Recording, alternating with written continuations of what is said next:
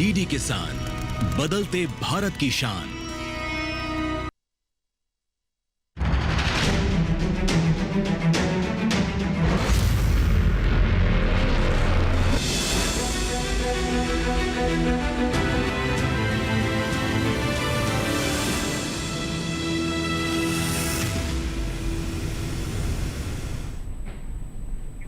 नमस्कार, स्वागत है आपका हेलो किसान में। मैं हूं अंटू सिंह। हेलो किसान आप किसान भाई बहनों के लिए एक लाइव फोन इन कार्यक्रम है जिसमें हम कृषि संबंधी विभिन्न विषय आपके लिए लेकर आते हैं। हमारा मकसद होता है इन विषयों के बारे में आपको विस्तार से जानकारी दें ताकि आप जागरूक हो सकें और उचित जानकारी का आप कृषि में इस्तेमाल कर सकें, अपनी आय में वृद्धि कर सकें। इसके साथ ही साथ जैसा कि आपको पता है कि लाइव फोन इन कार्यक्रम है, ऐसे में हमारी कोशिश ये भी होती है कि आपकी समस्याओं का समाधान मिले, वो भी बिना इंतज़ार, तुरंत लाइव। तो चलिए नजर डालते हैं आज के विषय पर। आज किस विषय पर हम चर्चा करने वाले हैं और जिससे जुड़े हुए आज हम आपके कॉल्स या फिर व्हाट्सएप सवाल और ईमेल्स लेंगे। आज का हमारा पहला विषय है रबी फसलों में संतुलित उर्वरकों का प्रयोग। आइए बात करते हैं हमारे आज के मेहमान से। हमारे साथ दोनों विषय से जुड़े विषय विशेषज्ञ रहेंगे, उनसे आपकी हम मुलाकात करवाएंगे। डॉक्टर उपेंद्र सिंह तेवतिया जी हमारे साथ स्टूडियो में हैं। सर बहुत बहुत स्वागत है आपका कार्यक्रम में।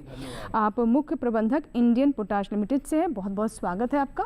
और आज का जो हमारा विषय है यानी किस तरीके से जो हमारी रबी फसलें हैं उनमें उर्वरकों का उचित इस्तेमाल किया जाए, सही प्रबंधन किया जाए, इससे जुड़े हुए जो भी प्रश्न है उसका जवाब डॉक्टर तेवतिया में देंगे। और अगर हम उर्वरकों के उचित इस्तेमाल की बात करें तो ये बहुत ज़रूरी हो जाता है अच्छी फसल प्राप्त करने के लिए कि हर चीज़ का आप सही मात्रा में इस्तेमाल करें, चाहे वो उर्वरक ही क्यों ना हो। कई बार उचित जानकारी ना होने की वजह से हमारे किसानों से चूक हो जाती है और इसका खामियाजा उन्हें आर्थिक नुकसान के तौर पर झेलना पड़ता है। इसीलिए हमारी कोशिश है कि इससे जुड़े हुए तमाम बिंदुओं को हम आज की चर्चा में शामिल करें और इनका आपके सवालों का, आपकी समस्याओं का समाधान भी दिया जाए। तो सर सबसे पहले बात करते हैं रबी फसलों में जो हमने आज का पहला विषय रखा है, बहुत महत्वपूर्ण भी है समय को देखते हुए। संतुलित इस्तेमाल से क्या अर्थ है, क्योंकि किसानों का कहना है कि वो तो वर्षों से करते ही आ रहे हैं, अब हमें किसी तरह की मृदा स्वास्थ्य कार्ड की आवश्यकता क्यों पड़ रही है, क्यों हमें ये जानना ज़रूरी है कि मिट्टी में किस तरह के पोषक तत्वों की पूर्ति और कितनी करनी है। देखिए अंजू जी, हरित क्रांति के बाद में जो हमारी फसल सघनता है यानी क्रॉपिंग इंटेंसिटी है वो बहुत बड़ी है और दूसरा पर क्षेत्रफल जो उत्पादकता है वो बड़ी है। उसका अंदाज़ा आप इस तरह से लगा लीजिए कि जो 1950 में 50 मिलियन टन फूड ग्रेन्स का हमारे देश में उत्पादन था वो आज 330 मिलियन टन उत्पादन है। तो इसका मतलब 6.5 गुना हमारा उत्पादन बढ़ा है। जी जी, यानी जिस मकसद से शुरुआत की गई थी उसमें हम काफी आगे बढ़े हैं। लेकिन इसके साथ ही साथ जहाँ पे हरित क्रांति ने हमारी बढ़ती हुई जनसंख्या की भूख को शांत किया है, वो उसके साथ साथ ही जो हमारी जमीन है उसमें से उतने ही ज्यादा पोषक तत्वों का दोहन हमारी जमीन से हुआ है। अब उनको मेंटेन करने के लिए हमारे पास ये रास्ता है कि जितने पोषक तत्व हमारी फसल ने निकाले हैं जमीन से उतने ही हमको डालने जरूरी हैं, तभी हमारी मृदा की जो उर्वरा शक्ति है वो बनी रहेगी। हुआ क्या है कि जितने पोषक तत्व निकले हैं उतने हम डाल नहीं पाए हैं, उतने मात्रा में नहीं डाल पाए हैं और उतने सारे जो न्यूट्रिएंट जो 17 पोषक तत्व हैं उनको भी पूरा नहीं डाल पाए हैं। जी जी, तो दो फ्रंट पे हम फेल हुए हैं। एक तो जो NPK की अगर बात ले लें, मोटे मोटे जो सबसे ज़्यादा ज़रूरत होती है उनमें भी हमारी जो है 1 मिलियन टन NPK हमारे पर ईयर डिप्लीट हो रहे हैं हमारी सॉइल से, इंडियन सॉइल से। और अगर माइक्रो न्यूट्रिएंट की बात लें तो वो और भी ज़्यादा हमारे डिप्लीट हो रहे हैं। इतने माइक्रो न्यूट्रिएंट हमारे किसान भाई ज़मीन में नहीं डाल पा रहे हैं। बिल्कुल। और देखिए कई बार हम माइक्रो न्यूट्रिएंट्स की तो बात ही नहीं करते हैं, यहाँ पर ये समझना बहुत आवश्यक है कि माइक्रो न्यूट्रिएंट्स उतने ही महत्वपूर्ण हैं, क्योंकि अगर आप चाहते हैं कि मुख्य पोषक तत्वों का पूरा लाभ आपकी फसल को मिले तो इसमें एक तरीके सहायक की तरह ये काम करते हैं। और कैसे माइक्रो न्यूट्रिएंट्स की कमी जो है वो आपकी फसलों में साफ तौर पर उसके लक्षण के तौर पर दिखाई देने लगते हैं, जिन्हें सही समय पर अगर आप समझ लेंगे तो किसी भी तरह के नुकसान से आप बच पाएंगे। तो चलिए इस पर हम बारी बारी से बात करेंगे। NPK के बारे में जैसा कि सर ने जिक्र किया है, माइक्रो न्यूट्रिएंट्स यानी सूक्ष्म पोषक तत्व, उनके बारे में भी हम समझेंगे। तो सर शुरुआत यहीं यहीं से करते हैं फसलों में संतुलित उर्वरकों के प्रयोग के बारे में, रबी फसलों के बारे में। तो कौन कौन सी मुख्य फसलें रहेंगी और उनमें किस किस फसल में किस किस तरह के उर्वरकों की आवश्यकता रहती है? हाँ अंजू जी, वो अभी पीछे जो सवाल था वो अधूरा रह गया आपका संतुलित उर्वरक वाला। आपने बहुत अच्छा कहा कि माइक्रो न्यूट्रिएंट भी उतने ही जरूरी हैं जितने की प्राइमरी और सेकेंडरी न्यूट्रिएंट होते हैं। तो देखिए, माइक्रो न्यूट्रिएंट का महत्व का पता एक मैं उदाहरण दे के समझाना चाहूँगा। जैसे कि बच्चे में आयोडीन की कमी होती है, आयोडीन एक बहुत ही कम मात्रा में ज़रूरत होती है, लेकिन अगर वो बच्चे को ना मिले तो उसके दिमाग का विकास नहीं हो पाता है। तो कितना महत्वपूर्ण है कि वो पूरी ज़िंदगी खराब हो जाती है एक थोड़ी सी मात्रा की।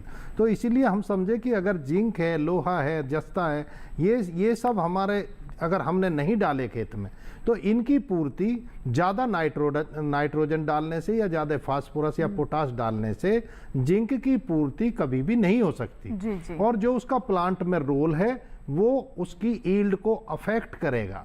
और जो लॉ ऑफ लीबिग है वो ये कहता है कि जो भी सबसे कम मात्रा में उपलब्ध है 17 पोषक तत्वों में से वही हमारी फसल की उपज को प्रभावित करेगा।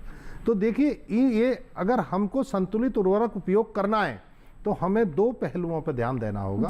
नंबर एक, हमारा जो खेत है, हमारी जो मृदा है, उसकी उर्वरता लेवल क्या है।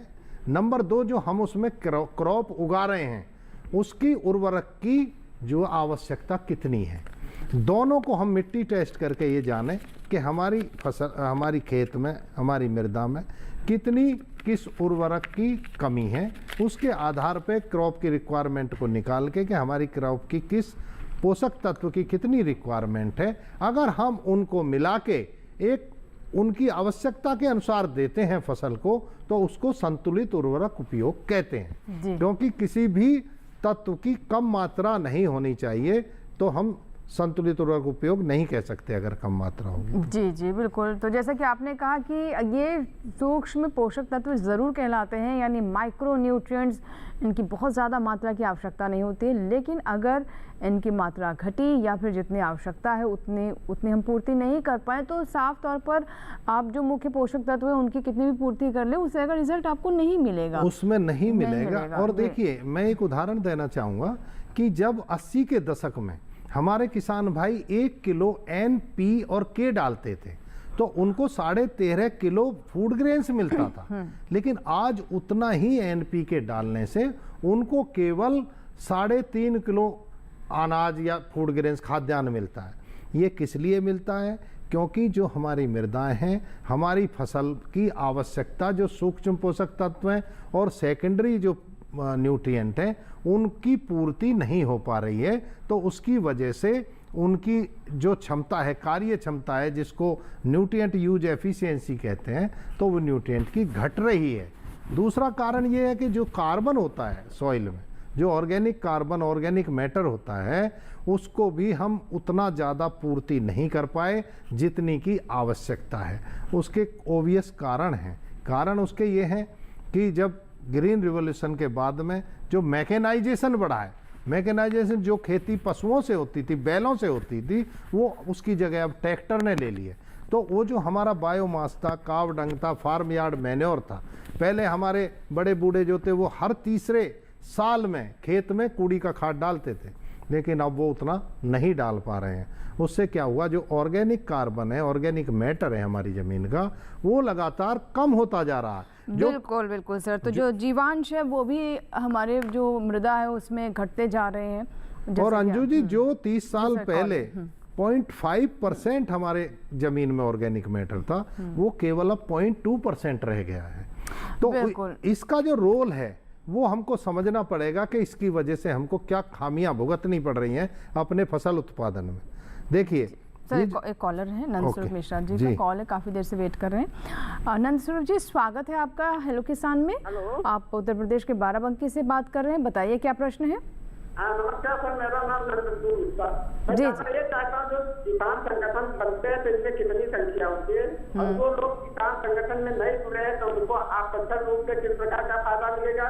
दूसरी चीज, जो रबी फसलें हमारी हैं, इसमें जिसने मिट्टी की जांच नहीं कराई है तो वो किस हिसाब से इनमें उर्वरक संतुलित उर्वरक का उपयोग करेगा, और जिसने जो है प्रबंधक रत्न आया है, हरी खाद उसमें डाला है, और जो है नाना प्रकार जो सलाहनी फसलें जी गहरी जुताई की है, खेती को मजबूत मिट्टी को मजबूत बनाया, तो हमको उस समय उसमें कितनी उर्वरक डालने की जरूरत है।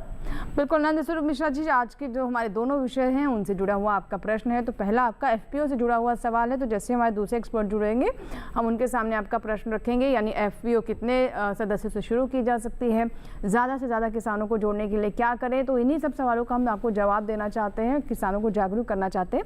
लेकिन जो दूसरा सवाल है डॉक्टर तेवतिया, और दूसरे सवाल के बारे में क्या बताना चाहेंगे, जो मृदा से जुड़ा हुआ सवाल है? देखिए, इन्होंने 3-4 सवाल एक साथ पूछे हैं। तो एक सबसे पहला इन्होंने पूछा है कि अगर हमने मिट्टी टेस्ट नहीं कराई है जी। तो हमको कितना उर्वरक डालना है। तो देखिए, वो आप फसल की एक जनरल रिकमेंडेशन है जो यूनिवर्सिटीज़ ने लगभग 40-50 साल पहले दी थी। तो अगर गेहूं में आप उसके हिसाब से खाद डालना चाहते हो तो 120 नाइट्रोजन, 60 फास्फोरस और 30 किलो प्रति हेक्टेयर आप पोटास डाल सकते हैं। लेकिन मैं अपने प्रिय किसान को ये बताना चाहूँगा कि अपने सॉइल की, जैसे हम अपने खून की जांच कराते हैं, मृदा में भी बहुत सारे चेंजेज हुए हैं पिछले 40-50 सालों में। तो आप मृदा की जांच जरूर कराएं, और उसके अनुसार अब फसल जो ले रहे हैं, एक फसल के लिए अलग रिकमेंडेशन होती है, ये मैंने गेहूं की बताई है, हर एक फसल के लिए अलग अलग होती है, तो उसके अनुसार डालें। इनका दूसरा क्वेश्चन ये था कि जब हम हरी खाद करें तो फिर कितना उर्वरक डालें। देखिए किसान भाई, अगर आप हरी खाद अपने खेत में ले रहे हैं तो ये जो NPK की जो रिक्वायरमेंट है, आप इसको 25% घटा सकते हैं, यानी 1/4 घटा सकते हैं, 3/4 मात्रा इसमें दें। तो देखिए, और तीसरा इनका क्वेश्चन था कि उसमें खाद कितना डालें हम। देखिए, एक जनरल रिकमेंडेशन है कि 10 टन यानी 100 कुंटल प्रति हेक्टेयर में आपको जुताई जब खेत की तैयारी करें तो खाद को अच्छी तरह गले सड़े खाद को मिला देना चाहिए। और हमारे साथ डॉक्टर तेवतिया हैं जो कि हमें रबी फसलों में उर्वरकों के उचित इस्तेमाल की बात बता रहे हैं। तो सर, जैसे आपने सूक्ष्म पोषक तत्व हैं जो उनके बारे में बहुत विस्तार से जानकारी दी, उचित तरीके से कैसे किसान इसका ध्यान रखें ये भी आपने बताया। इसके बाद जो मुख्य हमारे पोषक तत्व हैं वो कौन कौन से, उनका किस तरीके से प्रबंधन रबी फसलों में किया जा सकता है? देखिए मैम, जो हमारे 17 पोषक तत्व हैं उनको अगर हम कैटेगराइज करें तो सबसे पहले आते हैं संरचनात्मक पोषक तत्व, जो होते हैं हमारे कार्बन, हाइड्रोजन और ऑक्सीजन।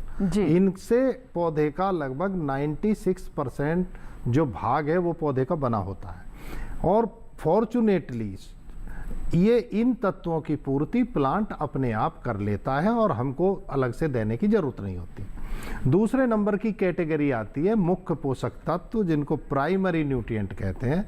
उनमें आते हैं N, P और K।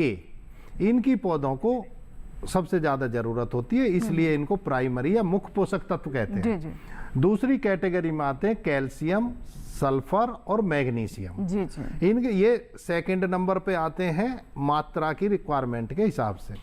और चौथे नंबर पे आते हैं हमारे सूक्ष्म पोषक तत्व। सूक्ष्म पोषक तत्व जैसे आपके जिंक, लोहा, मैग्नीज, कॉपर, मॉलिब्डेनम और निकेल, क्लोराइड, ये सारे पोषक तत्व हमारे ये सूक्ष्म पोषक तत्व होते हैं। लेकिन हमको ध्यान देने वाली बात ये होती है, जब हम संतुलित उर्वरक उपयोग की बात करते हैं या फसल प्रबंधन की बात करते हैं, उसमें न्यूट्रिएंट डालने की बात करते हैं, तो हमको ये ध्यान रखना चाहिए कि अगर हम जमीन में, देखिए जो डाटा सॉइल हेल्थ कार्ड का जो गवर्नमेंट का डाटा है 2022 का, उसके अनुसार जो हमारे पूरे देश की मृदाओं में लगभग 90% मृदाओं में नाइट्रोजन की कमी पाई गई है, 80% मृदाओं में फास्फोरस की कमी पाई गई है, 50% मृदाओं में पोटास की कमी पाई गई है, और लगभग 41% नमूनों में सल्फर की कमी पाई गई है।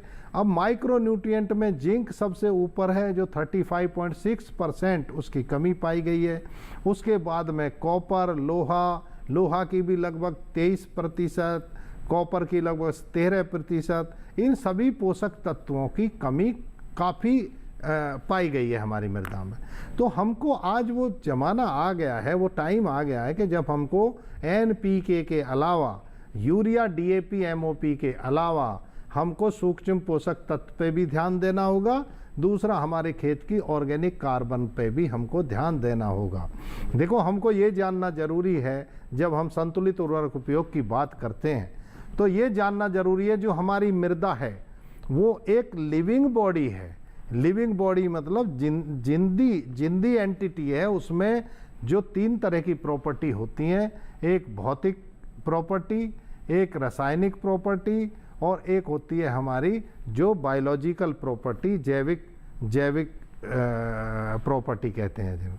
जो जैविक प्रॉपर्टी होती हैं उनमें जो सूक्ष्म bacteria, fungi, other micro organism होते हैं वो हमारी ज़मीन के लिए बहुत बेनिफिशियल होते हैं। वो बराबर हमारी ज़मीन की उर्वरा शक्ति को बढ़ाते रहते हैं और वो जो हमारे पोषक तत्व ज़मीन में जो घुलनशील अवस्था में पड़े हुए हैं उनको भी घुलनशील अवस्था में उनको कन्वर्ट करके हमारी ज़मीन को देते रहते हैं जी। तो इसलिए मृदा की जो परीक्षण है उसका आज महत्व बहुत बढ़ गया है। और इसीलिए आप देखते होंगे जो भी संस्थाएं हैं कार्बन क्रेडिट की बात करती हैं तो वो कार्बन की बात करती हैं, उसमें देख के भाई इसमें कितना कार्बन है, कितना इंक्रीज हो रहा है, कार्बन क्रेडिट भी मिलता है उसका। तो उसके बाद में हमको अपना फसल का ध्यान रखना है। फसल की आवश्यकता अनुसार, उस सॉइल टेस्ट रिपोर्ट के अनुसार वो हमको उतने उर्वरक देने चाहिए। और फसल की उर्वरक के अलावा जो और भी प्रक्रियाएं हैं फसल के पैदा करने के लिए, जैसे वाटर मैनेजमेंट है। और अगर मैं एक नट सेल में बात करूं उर्वरक प्रबंधन की तो मैं 5R का जिक्र करना बहुत महत्वपूर्ण। बिल्कुल सर, वो 5R के बारे में मैं आपसे विस्तार से जानूंगी, लेकिन उससे पहले एक हमारे कॉलर हैं तो पहले हम एक कॉल ले लेते हैं, फिर हम उन 5Rs के बारे में जानेंगे सर से। और हमारे साथ ब्रिजपाल जी है, पानीपत से, इन्होंने कॉल किया है। ब्रिजपाल जी, स्वागत है आपका, बताइए क्या सवाल है। हेलो, नमस्कार मैम। नमस्कार मैडम जी, मेरे 2 सवाल हैं जी, बताएं। क्या मतलब हर फसल के लिए जो MOP है अलग से डाला जाएगा या साल में एक बार डालेगा जमीन में? और नंबर 2 पे ये कौन सा खाद मतलब जमीन के लिए सबसे अच्छा कि उसको ही डालते रहे? ठीक है सर, दोनों सवाल काफी देखिए ब्रजपाल जी, बिल्कुल हम बहुत खुशी हैं कि आपने ये सवाल पूछा। तो पहली तो बात आपको पोटास की बताएं आप, क्योंकि आप हरियाणा में रहते हैं। हरियाणा में और राज्यों की अपेक्षा पोटेशियम थोड़ा ज़्यादा है। हमारी यूनिवर्सिटीज़ ने भी पहले तो पोटास की रिकमेंडेशन नहीं दी थी, लेकिन अब उसकी कमी आने लगी है। तो एक तो मैं आपको ये कहूँगा कि अपना मृदा का कम से कम 3-4 साल में एक बार टेस्ट जरूर कराएं। दूसरी बात यह है कि साल में एक बार डालें या हर एक फसल के लिए डालें। देखिए, पोटास की जो रिकमेंडेशन फसल वाइज दी गई है, जैसे गेहूं के लिए हमने बताया nitrogen 120 kilo, phosphorus 60 kilo, 30 kilo potash, ये केवल एक सीजन के लिए, एक फसल के लिए बताया गया है। अगर आप साल में 2 फसल ले रहे हैं तो आपको दोनों फसल के लिए ही पोटास डालना पड़ेगा। अब आपका दूसरा क्वेश्चन ये था कि अच्छी फसल कौन सी, सबसे बढ़िया खाद कौन सा है। तो देखिए, सबसे बढ़िया खाद तो वो है जिसमें सारे पोषक तत्व हों। हमारे 17 पोषक तत्व की जरूरत होती है फसल को, 17 के 17 पोषक तत्व होने चाहिए। और वो ही उर्वरक हो सकता है, उसको कहते हैं ऑर्गेनिक मैन्योर। ऑर्गेनिक मैन्योर क्योंकि प्लांट भाग से बनता है, प्लांट की पत्तियों से और इनसे ही सबसे बनता है, तो उसमें सारे वो पोषक तत्व होते हैं जो प्लांट को ज़रूरत होती है। लेकिन यहाँ हमें ये बात ध्यान रखनी होगी कि जितनी हमारी फसल को जो हाई यील्डिंग वेराइटीज़ हैं वो गोबर की खाद या कोड़ी की खाद या ऑर्गेनिक मैन्योर से पूर्ति नहीं की जा सकती। तो मैं आपको ये कहूँगा कि रासायनिक उर्वरक और ऑर्गेनिक मैन्योर दोनों का एक सम्मिलन करके दोनों खादों को आप डालें तो वो सबसे बढ़िया नुस्खा आपके जमीन के लिए और आपकी फसल के लिए होगा। जी जी बिल्कुल। तो आपने कहा कि एक बैलेंस तरीके से फसलों में जो चाहे वो रासायनिक खाद हो या फिर ऑर्गेनिक खाद हो, फसल की ज़रूरत के अनुसार आप उसका इस्तेमाल कर सकते हैं। लेकिन यहाँ पर एक बात का ध्यान रखना बहुत ज़रूरी है, जिसके बारे में बार बार जिक्र करें, यानी संतुलित इस्तेमाल। अब सर, जैसे कि हमारे दर्शक लगातार पूछ रहे हैं कौन सी अच्छी खाद हो, और इसके साथ ही हमारे पास ऐसे भी सवाल आए कि हर फसल के अनुसार किस तरीके से उन्हें उर्वरकों का प्रबंधन करना चाहिए। तो अभी हम रबी की जो मुख्य फसलें हैं उन पर ही बात कर लेते हैं। गेहूं के बारे में आपने कुछ बातें बताई सर, इसके बारे में कुछ और जानकारी अगर आप दे सकें गेहूं के बारे में। देखिए, गेहूं के बारे में किसान भाई, अब बीज को सेलेक्ट करने का टाइम है, और बीज अच्छा बोएंगे तो अच्छी पैदावार आपको मिलेगी। तो सबसे पहले मैं ये बताना चाहूँगा, जो IARI पूसा इंस्टीट्यूट है, उससे बीज किस गेहूं का मिल रहा है, और HD 3386 ये एक बहुत अच्छी वैरायटी है। 3385 बहुत अच्छी वैरायटी है। और ये वैरायटी किस लिए अच्छी है, इस पर मैं अपने किसानों का ध्यान आकर्षण चाहूँगा। देखिए, आजकल क्लाइमेट चेंज है, क्लाइमेट बदलता जा रहा है। जी जी। आपने देखा होगा कई साल से फरवरी में अचानक से गर्मी आ जाती है, जिससे उसकी ईल्ड पर डे घटती चली जाती है, क्योंकि उसकी ग्रोथ का पीरियड उस समय जब दूध बनता है, जब दाने में, उस समय हीट नहीं होनी चाहिए। जी जी, तो ये चिल्ड जैसे कहते हैं, ठंडक काफी होनी चाहिए। हाँ, तो जो 3385 वैरायटी आई है, वो अगर देखिए 27 डिग्री से जब ज़्यादा बढ़ेगा फरवरी में, तो ईल्ड प्रतिदिन घटेगी। तो इसकी वैरायटी की खासियत ये है कि ये उस टेम्परेचर को रजिस्ट करती है, सहन कर सकती है, और ईल्ड को घटने नहीं देती है। तो इसलिए इस वैरायटी को चुनें, नई वैरायटी चुनें। स्रोत आपका ऑथेंटिक होना चाहिए। बिना ऑथेंटिक, बिना रजिस्टर की जगह से आप बीज ना बोएं, और उसमें प्रबंधन करें। अभी जो मैं जब आप कहेंगे, जब मैं 5R बताऊंगा, 5R के बारे में वो बात सभी क्रॉप के लिए बराबर लागू होंगे। पहले इस बीच हमारे साथ एक दर्शक जुड़े, राजा राम जी हैं, जिन्होंने हमें टोंक राजस्थान से कॉल किया है। राजा राम जी, स्वागत है आपका हेलो किसान में। बताइए क्या प्रश्न है। हेलो। हाँ जी राजा राम जी, अब तक मेरी आवाज पहुंच पा रही है? हाँ, पहुंच पा रही है। जी बताइए, आपका प्रश्न क्या है?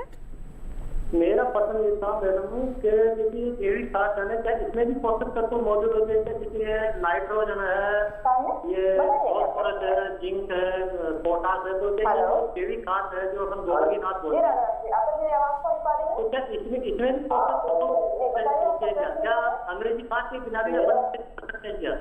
कुछ आवाज बीच में गड़बड़ हो रही है। राजा राम जी, राजा राम जी, आप अपने टीवी की आवाज थोड़ी धीमी कर लें, क्योंकि यहाँ पर डिस्टरबेंस आ रहा है। सवाल समझ पाए इनका? हाँ हाँ बिल्कुल, मैं इनका सवाल समझ गया। हाँ, ये जैविक खाद की बात कर रहे हैं। देखिए, एक राजा राम जी, जैविक खाद से थोड़ा सा जो मुझे लगा, आप दोनों खादों को ले रहे हैं। एक तो जो होती हैं, जो हमारी ऑर्गेनिक मैन्योर होती हैं, जो पौधों के पत्तों से और तनों से तैयार होती हैं, या गोबर से तैयार होती हैं। एक तो वो खादें होती हैं, उनमें सभी पोषक तत्व होते हैं, क्योंकि वो पत्तों से बनी होती है, तो पत्तों में सारे पोषक तत्व होते हैं, और लेकिन बहुत कम मात्रा में होते हैं। जितने हमें ज़मीन में डालने चाहिए उतनी मात्रा में नहीं होते। एक बात। एक जो जैविक खाद है, उसमें एक जो हमारी जीवाणु खाद होती है, जिसको बायो फर्टिलाइजर कहते हैं, एक वो खाद होती है। उसमें क्या होते हैं, हमारे बैक्टीरिया होते हैं, फंजाई होती हैं, और माइक्रो ऑर्गेनिज्म होते हैं। तो अगर आप उसमें पूछना चाह रहे हैं, तो उसमें मैं ये कहूँगा कि उसमें जीवाणु होते हैं, लेकिन वो जब ज़मीन में जाते हैं तो वो सारे पोषक तत्वों को अवेलेबल कराते हैं ज़मीन में अपनी प्रक्रियाओं के द्वारा। तो उनमें डायरेक्ट न्यूट्रिएंट नहीं होते, लेकिन उनका बेनिफिशियल इफेक्ट न्यूट्रिएंट के रूप में हमारी फसलों को मिलता है। जी बिल्कुल। तो सर, अभी बार बार वो बात छूट रही थी, वो 5R, वो 7R कौन कौन से हैं, जिनके बारे में हमारे सभी किसानों को जानना बहुत ज़रूरी है? देखिए, 5R सभी जो कृषि वैज्ञानिक हैं उनको जानते हैं। ज़्यादातर 4R ज़्यादा प्रचलित हैं, लेकिन एक 5R फिफ्थ वाली भी है, जिसके बगैर काम नहीं चलता है। तो पहले मैं 4R, पहली R बताऊंगा कि जब हम अपनी फसल उगाते हैं और अपनी किसी ज़मीन खेत में उगाते हैं, तो हमको जो खादों का राइट सोर्स ऑफ फर्टिलाइजर, यानी राइट टाइप ऑफ फर्टिलाइजर कहिए, कि वो उनका चुनाव करना होता है। अब वो राइट टाइप ऑफ फर्टिलाइजर हम कैसे चुनेंगे? वो हम मृदा जो हमने टेस्ट की है, सॉइल टेस्ट रिपोर्ट के अनुसार हमको जो फर्टिलाइजर चाहिए उसको हमें चुनना होगा। जैसे अगर हमारे खेत में सल्फर की कमी नहीं है तो हम वो नहीं चुनेंगे। अगर हमारे में तभी पता चलेगा जब आप जांच कराएंगे, मृदा टेस्ट होगी जब, तब होगा। तो एक हो गया राइट टाइप ऑफ फर्टिलाइजर। अगर हमने राइट टाइप ऑफ फर्टिलाइजर चुन भी लिया लेकिन हमको उसकी राइट डोज का नहीं पता है, तो उसकी दूसरी होती है राइट डोज फॉर अप्लाइंग। जितनी मात्रा में हमें कितनी मात्रा में उनको देना है वो जानना बहुत ज़रूरी है।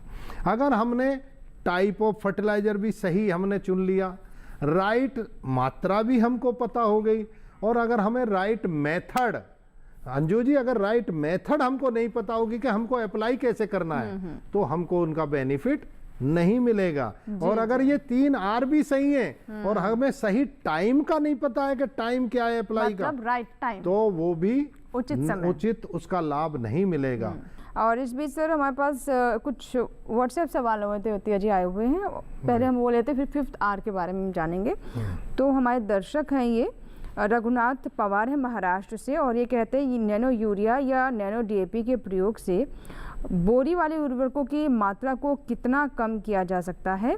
साथ ही गेहूं की फसल में नैनो उर्वरकों का प्रयोग किस प्रकार और किस डोज में किया जाए ताकि उसका लाभ पूरा मिल सके?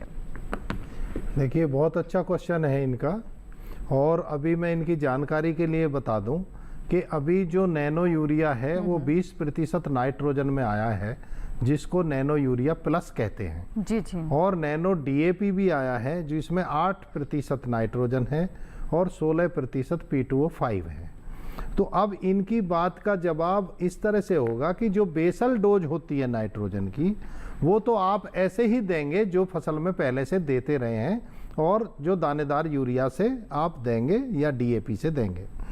जो बाद में देखिए नैनो यूरिया या नैनो DAP जो उर्वरक हैं, इनका फॉलियर एप्लीकेशन के लिए, विशेषकर नैनो यूरिया का, नैनो DAP को तो आप पौधों उसके बीज के ट्रीटमेंट के लिए, उसके जो अगर सेट हैं, जैसे जो भी आलू के कंद हैं या गन्ने के सेट हैं जो भी वेजिटेटिव प्रोपगेशन से बोए जाते हैं, उनको डुबाने के लिए, और या जड़ों को डुबाने के लिए DAP का उपयोग कर सकते हैं, नैनो DAP का। लेकिन यूरिया का जो नैनो यूरिया प्लस है उसका उपयोग फॉलियर एप्लीकेशन के लिए किया जाता है। फॉलियर एप्लीकेशन यानी कि जब हमारी फसल में पत्तियां निकल आएँ और जब हम उन पर स्प्रे करें तो वो पत्तियों पर डल पाएँ, इतनी कैनोपी अगर हो गई हो तो हमें नैनो यूरिया का उपयोग करना चाहिए। ये है कि अगर हमने बेसल में हमने बल्क फर्टिलाइज़र से हमने डोज दे दी है, तो अगर आप नैनो यूरिया का उपयोग करेंगे तो आपकी नाइट्रोजन की पूर्ति फसल की पूरी हो सकती है उसके बाद की। तो इस तरह से ये कहा जा सकता है कि 50% उर्वरक की बचत आप नैनो उर्वरक के उपयोग से कर सकते हैं। जी ठीक है। तो सर ये तो बात हुई कि कैसे नैनो उर्वरक जो है, नैनो यूरिया या फिर जैसे कि हम उर्वरकों की बात कर रहे हैं, उनका काफ़ी हम चलन भी देख रहे हैं, किसानों को साफ तौर पर लाभ भी इससे अब होता हुआ नज़र आ रहा है। और हमारे साथ एक दर्शक और हैं, विपिन है, जिन्होंने सागर मध्य प्रदेश से कॉल किया है, उनका भी हम सवाल लेते हैं। जी विपिन जी, स्वागत है हेलो किसान में, बताएं क्या प्रश्न है आपका? जी नमस्ते मैम। नमस्कार विपिन जी। मैम मेरे 2 सवाल हैं। जी बताइए। पहला मैं जानना चाह रहा था कि जैसे रबी की फसलों के उर्वरक प्रबंधन के बारे में आज का सवाल है। तो मैं जानना चाह रहा था जैसे हम लोग चना मसूर या मटर बोते हैं तो उसमें बीज के साथ सीटेल में DAP को मिला के बुआई करते हैं, तो क्या ये सही है या करना चाहिए, या फिर दूसरा विकल्प क्या है, क्योंकि रेगुलर सभी लोग ऐसा करते हैं। और दूसरा सवाल मैम ये था कि लोग क्या करते हैं कि रसायनों का इस्तेमाल किसान खुद भी कम से कम करना चाहते हैं, लेकिन मैम होता यह है कि इतना जैविक खाद या वर्मी कंपोस्ट नहीं हो पाता है, और फिर किसानों के मन में मिथ भी रहता है कि 4 बोरी ही डाल लेते हैं, 4 ट्राली कहाँ से ढूंढ के लाएं। तो ये धारणा को भी कैसे कम करें? ठीक है, बहुत आपने व्यवहारिक सवाल पूछे हैं विपिन जी। तो सर पहले रबी की फसल से जुड़ा इनका सवाल जो था। देखो इनका फसल बहुत अच्छे क्वेश्चन है इनके, और इन्होंने पूछा दलहनी फसलों में चना मटर इनमें जो है हम किस तरह से उर्वरक का प्रयोग करें। तो मैं इनको बताना चाहता हूं कि जो दलहनी फसलें हैं उनमें अगर उनका जड़ का विकास हो जाए तो उनमें नोड्यूल बनती हैं, गांठें बनती हैं और वो नाइट्रोजन फिक्सेशन करते हैं, जिसको नाइट्रोजन फिक्सेशन कहते हैं, सिम्बियोटिक। तो अब क्या है कि लेकिन जब शुरुआती ग्रोथ होती है तो उसमें फास्फोरस की ज़रूरत होती है उन फसलों को, क्योंकि जड़ों के विकास की ज़रूरत होती है। जब जड़ों का विकास होगा तभी तो उसमें नोड्यूल बनेंगे, अगर जड़ें ही नहीं होंगी तो नोड्यूल कहाँ बनेंगे। तो उनमें शुरुआती नाइट्रोजन की थोड़ी मात्रा, जैसे डीएपी है तो उसमें पहले ही 18% नाइट्रोजन है, उसमें 46% P2O5 है। उसके बाद में नाइट्रोजन की दलहनी फसलों में ज़रूरत नहीं होती है। दूसरी इनकी जो बात है कि इनमें जो उर्वरकों में नाइट्रोजन कूड़ी का खाद कहाँ से लाएं, मतलब ये जैविक खाद बहुत ज़्यादा। तो देखिए मैं इनको बताना चाहूँगा कि अगर हम जो फसल का हमारा स्टॉक है, पराली हुआ जो है, अगर उसको उसी में हम मिलाते रहें और उसी में गलाते सड़ाते रहें, एक तो ये तरीका है, या उसमें हरी खाद ले लें बीच में। देखिए 2 महीने के लिए आप कभी ना कभी आपका खेत खाली रहता है, आप इस तरह से अपना क्रॉप रोटेशन बनाइए कि 2 महीने में आप हरी खाद ले लें, तो आपको अलग से कूड़ी की खाद डालने की जरूरत नहीं होगी। जी, जी, जी। दूसरी बात यह है कि अगर आप कूड़ी की खाद में ये सारे जो जीवाणु हैं इनको डाल दें तो इन जीवाणुओं की संख्या बहुत बढ़ जाती है, तब आप कम खाद से ही खेत में अच्छी फसल ले सकते हैं जी, क्योंकि उसमें आपको अलग से ज़रूरत नहीं होगी। ठीक है, एक सवाल और साथ ही साथ ले लेते हैं। ये हमारे दर्शक हैं, तरुण है अजमेर राजस्थान से, और इनका कहना है कि सर मेरा सवाल यह है कि गेहूं की फसल में डीएपी की जगह और कौन सी खाद डाल सकते हैं, क्या इसमें एसएसपी का भी उपयोग किया जा सकता है सर? ये इनका बहुत अच्छा है। देखिए डीएपी से हम क्या डालते हैं, 18% नाइट्रोजन और 46% फास्फोरस। अगर सिंगल सुपर फास्फेट ये चुनेंगे तो बहुत अच्छा इनका इरादा है। वो कैसे है कि अगर आप 3 बोरे उसके डालिए सिंगल सुपर फास्फेट के, तो आपका 16-30-48 यानी 48% फास्फोरस आपका पहुंच जाएगा उसमें। उसके अलावा 11% सल्फर होता है उसमें, तो उसमें जो है आपका 11% सल्फर भी साथ में जाएगा। उसके साथ में 21% कैल्शियम होता है सिंगल सुपर फास्फेट में।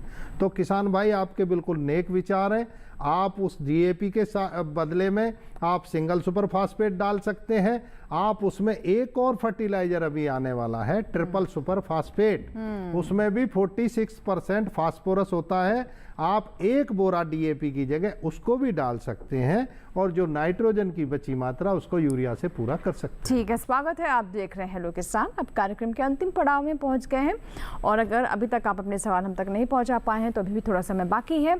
हम बात कर रहे हैं आज रबी फसलों में उर्वरकों के उचित प्रबंधन के बारे में, कैसे उनका उचित इस्तेमाल करें, संतुलित इस्तेमाल क्या है, और साथ ही किसान उत्पादक संगठन यानी एफपीओ पर भी हम आपको जानकारी दे रहे हैं। तो सर आप कार्यक्रम को हम ख़त्म करें, थोड़ा भी समय बाकी है, तो जल्दी से हमारा जो 5th आवर था जो आपने बताया पोषक तत्वों से जुड़ा हुआ, वो क्या है, ये राज भी खोलें। देखिए right type of fertilizer, right dose, right method, right time, और 5वां आर जो होता है राइट वाटर मैनेजमेंट, क्योंकि फर्टिलाइजर यूज एफिशिएंसी तभी बढ़ेगी जब वाटर मैनेजमेंट अच्छा होगा। तो ये हुए हमारे 5 आर।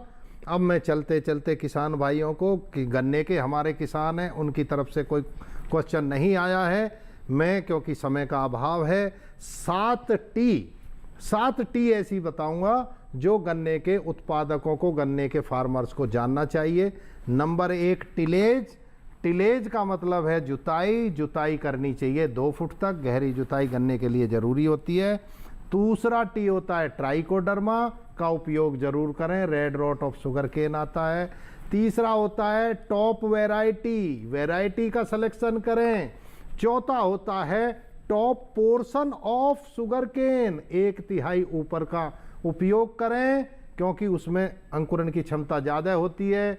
उससे अगला टी होता है आप ट्रीटमेंट करें सीड का।